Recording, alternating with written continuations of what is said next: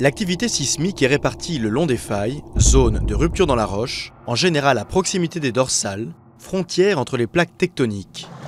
Ces immenses plaques se frottent, entrent parfois en collision, s'enfoncent l'une sous l'autre. De l'énergie est accumulée le long des failles. Lorsque la limite de résistance est atteinte, il y a rupture et déplacement. L'énergie accumulée est libérée, un séisme se produit. Après la secousse principale, des répliques se produisent. Elles correspondent à des réajustements des blocs voisins de la faille.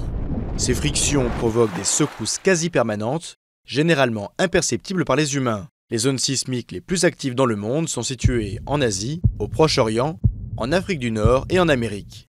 L'échelle de magnitude de moment est aujourd'hui souvent utilisée pour mesurer l'énergie dégagée, à la place de l'échelle de Richter. Théoriquement illimitée, elle n'a jamais dépassé 9,5 depuis 1960 au Chili. L'intensité indique les conséquences du séisme en surface. Elles sont déterminées par l'échelle macrosismique européenne qui comporte 12 degrés. D'une intensité 1, le séisme n'est pas ressenti. Le niveau 12 correspond à une modification totale du paysage. Par la suite, les phénomènes induits peuvent être, entre autres, des glissements de terrain, des avalanches ou des tsunamis.